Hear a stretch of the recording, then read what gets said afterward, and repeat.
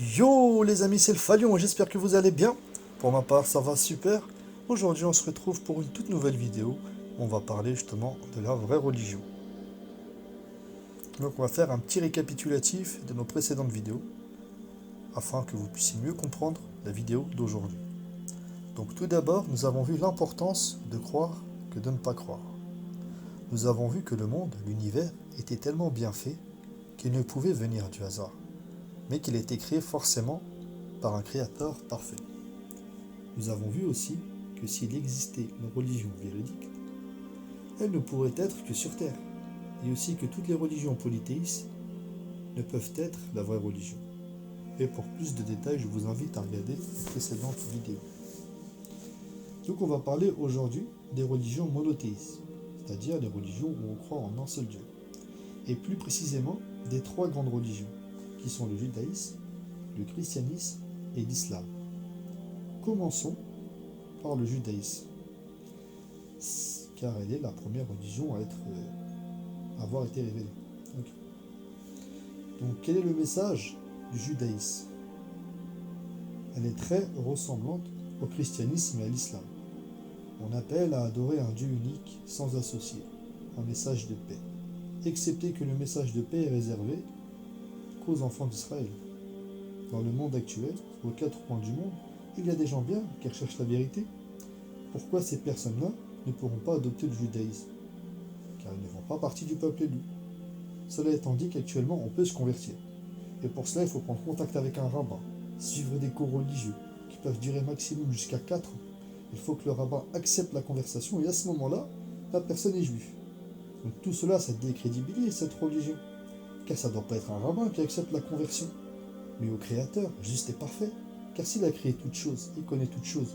Il connaît les cœurs de ses serviteurs. Donc il est le mieux apte à savoir si son serviteur est véridique ou si c'est un hypocrite, tout simplement.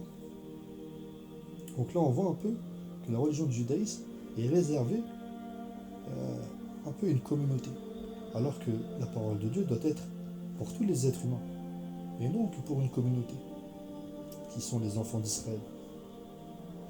Bon. Donc, tout d'abord, on va oublier un peu la religion du judaïsme, on va passer à la deuxième religion, donc qui est la suite, qui est le christianisme. Pour ceux qui ne savent pas, le judaïsme fait partie de l'Ancien Testament et le christianisme fait partie du Nouveau Testament. Donc les deux se reconnaissent l'un l'autre. Enfin, le christianisme reconnaît le judaïsme, mais le judaïsme ne reconnaît pas le christianisme, qui fait partie du Nouveau Testament. Enfin bref, ou quelque chose comme ça. Donc le christianisme. Donc, étant donné que Dieu est parfait, sa parole doit l'être aussi. Alors, comment se fait-il que la Bible, qui est soi-disant la parole de Dieu, a de nombreuses fois euh, montré justement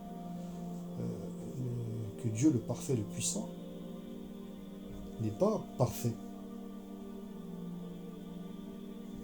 Alors que nous, justement, le but, dans les vidéos qu'on a vues, c'est s'il y avait vraiment un Dieu, il ne peut être que parfait, parce que le monde qu'il a créé est parfait.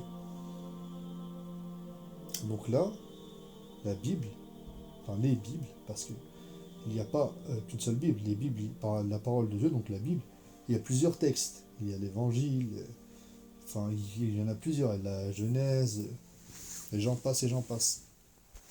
Mais du coup, dans la Bible, donc en général, quand je parle de la Bible, je parle des livres chrétiens en général,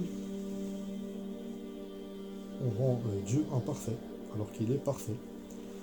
Et pour donner des exemples précis, on va prendre par exemple la Genèse, donc verset 26-27, donc la Genèse 1, verset 26-27.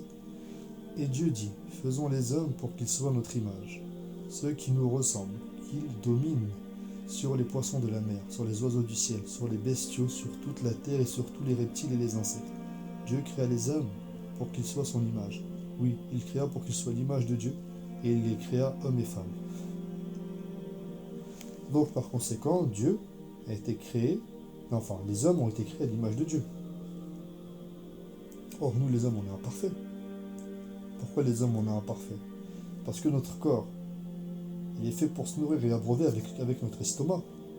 On respire avec nos poumons, on défèque et on urine, et on se reproduit avec nos parties intimes.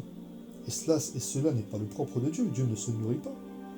Il n'a pas besoin de respirer, car il est parfait. Il n'a pas besoin de se reproduire, car il est unique. Donc, ces trucs-là ne lui servent à rien. Or, sur un être parfait, il ne peut pas y avoir des choses qui ne servent à rien sur lui.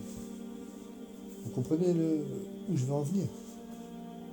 C'est que s'il est parfait, il n'a pas besoin d'avoir un pénis ou d'avoir un vagin ou quelque chose comme ça. Il n'a pas besoin aussi d'avoir de poumons, parce qu'il n'a pas besoin de respirer. Il n'a pas besoin d'avoir d'estomac, parce qu'il ne mange pas. Alors s'il a ça, ça ne le rend pas parfait. Ça le rend imparfait, ça le rend faible comme nous. Ça le rend dépendant de la nourriture, dépendant de l'air.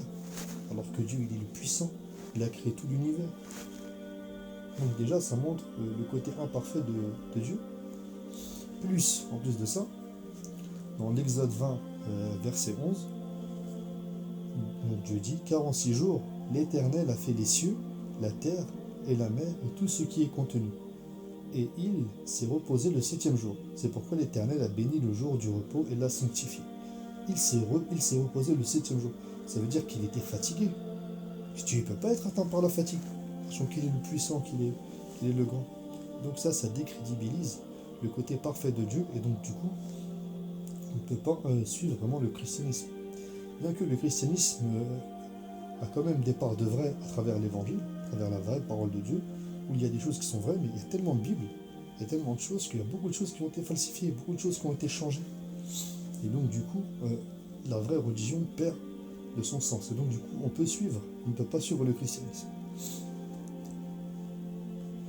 Et donc du coup, par conséquent, le judaïsme et le christianisme ne peuvent pas être la religion pour toute l'humanité. Alors, je vais m'arrêter là pour cette première partie afin que je ne sois pas trop long. Donc je vais vous mettre en description les anciennes vidéos pour que vous puissiez comprendre toute la démarche apportée. Et on va faire une deuxième partie. On va étudier donc l'islam et par conséquent donner une conclusion. Donc j'espère que cela vous a plu. N'oubliez pas de laisser un j'aime, un pouce bleu et de vous abonner. On se quitte avec la loi du Falion qui est lettre pour lettre, mot pour mot. Ciao, bye, prenez soin de vous. À la prochaine pour une prochaine vidéo.